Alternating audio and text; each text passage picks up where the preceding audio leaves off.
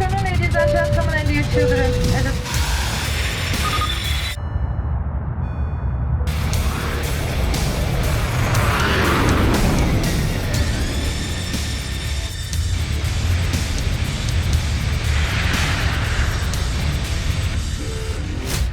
India is one of the fastest growing aviation markets on the planet. Passenger numbers are rising, airports are expanding, and Indian Airlines have placed some of the biggest aircraft orders in history. And yet, almost every few months, you see an airline going bust. Not just that, even the operational airlines either don't make money or barely survive. But why is it so hard to run an airline in India, even when demand is booming? If you have all these questions, tag along because that's exactly what we're going to break down in this episode of FinShots TV.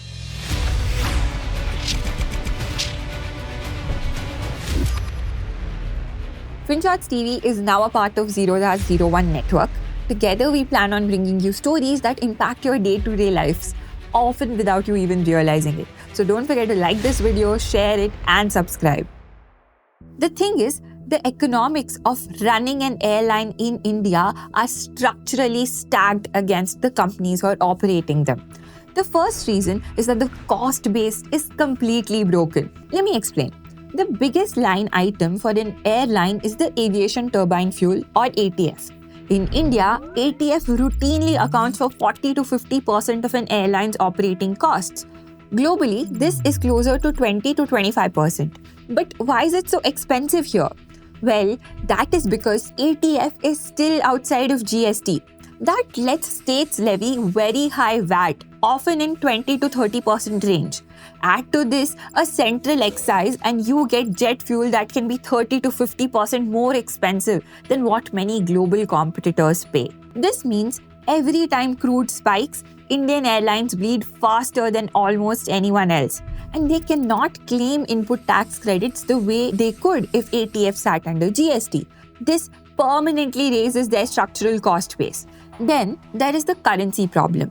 Aircraft leases, maintenance, spares, insurance, simulator time, engine overhauls, most of all these expenses happen in dollar terms. Revenue happens in rupee terms. So every time rupee weakens against the dollar, the cost balloons and gets bigger for an airline. Throughout financial year 2024 and 2025, the rupee flirted with record lows against the dollar.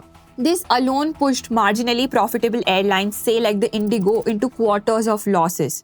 Basically, India's airlines pay more for their core input in a weaker currency with no clean tax offsets. The next biggest issue is the fact that the revenue side does not move at all. Indian passengers are intensely price sensitive. A few hundred rupees of difference can shift them either to a different airline to a completely different mode of transport. This forces airlines into a constant, aggressive price competition with each other. Even as costs have risen sharply since 2015, the average domestic fares have barely moved in real terms. So while planes fly fuller yield, the revenue per passenger per kilometer often does not compensate for the cost of the inflation. This is why you routinely see dominant, well-run air carriers print losses when oil spikes or the rupee drops. They simply cannot pass on the cost quickly or consistently to the customer, because if they do, some other airline will reduce the cost and try to take away their customers. Next, we have a yield problem. India's skies are now essentially a duopoly at the top. Indigo plus Air India group control the vast majority of the market. But consolidation has not helped them deliver pricing power. Both of these airline groups are ordering aggressively. Their total aircraft order book is around 1,500 aircrafts. But even if demand grows exactly, it does not mean they'll be able to extract money from this. Let me explain. So if demand grows exactly as planned, it wouldn't make a difference. It would just be at current levels. But if it does not, yields compress further. Every time a player collapses, capacity gets replaced almost immediately. Jet Airways' exit in 2019 was backfilled within months. Go First capacity in 2023 was followed by rapid capacity addition by Indigo, Air India and Akasa. Any temporary spike in fares disappears as new seats flood back. This means they don't really have the choice to increase the fares and extract more money from customers. So even with fewer large players, supply discipline is completely weak because all of them are playing a long market share game, not a short profitability game. Also, regulation and policy compound this problem. First, of course, like I've already explained, there's the taxation problem. Keeping ATF outside of GST has kept fuel structurally expensive for an airline. Then, there is the fact that government often intervenes with the operations of airlines. This usually happens when there is a crisis. The government has used fare bans or caps multiple times on airlines. During expansion phases, it has mandated capacity on thin routes through route dispersal guidelines or supported UDAN routes with capped fares and limited subsidies. Many UDAN routes have lapsed because they were simply uneconomic to operate, even with support from the government. Third, there's infrastructure and the cost related to it. India is building new airports at speed, but charges at major metro airports are extremely high. There's slot scarcity, single runway constraints, and at many airports there's congestion, which translates into lower utilization and higher turnaround times, and this adds to additional cost for the airline. Fourth, there's the bureaucracy involved, and with that comes compliances. When margins are razor thin, even compliance friction because of the bureaucracy becomes a huge line item. This adds to the cost of the airline, and there are enough examples to show how airlines in India are failing because of all of this.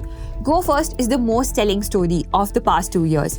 It filed for insolvency in May 2023, blaming Pratt & Whitney engine failures that had grounded roughly half of its A320neo fleet.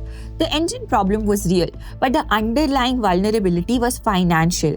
The airline had no balance sheet depth, no buffer to withstand months of grounded capacity, and disrupted cash flows. In January 2025, a tribunal ordered liquidation.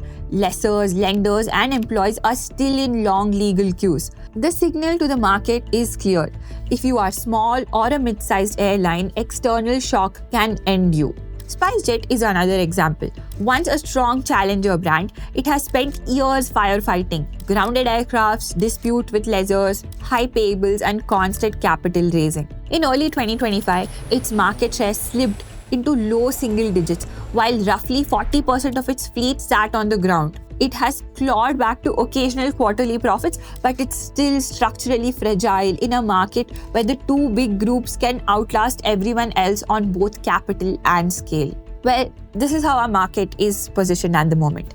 There are two very large players with deep pockets and cost advantages, and few small ones who live or die on access to capital, leasing terms, and luck. And capital is scarce, and it's getting even scarcer. After Kingfisher, Jet Airways, and now Go First, domestic lenders are cautious of the aviation sector. Lessors are demanding higher security deposits, faster payment schedules. Legal uncertainty around the repossessions during insolvency moratoriums has pushed perceived risk premiums up. The cost of capital in India is already high, and the only reliable route to scale is deep-pocketed sponsorship or public market strategy with continued credibility on costs, utilization, and sale and leaseback execution. Smaller airlines without these levers face a double bind. They cannot raise enough capital to build the scale they need to become cost competitive in India, but without that scale, their cost base remains too high to ever meaningfully improve margins. So, what is the solution? Some experts say further consolidation can fix the industry. But does it actually make sense to give two big groups the whole control of an aviation industry which is still booming and growing and caters to such a large audience? You let us know in the comments what you think about it. We'll see you on the other side.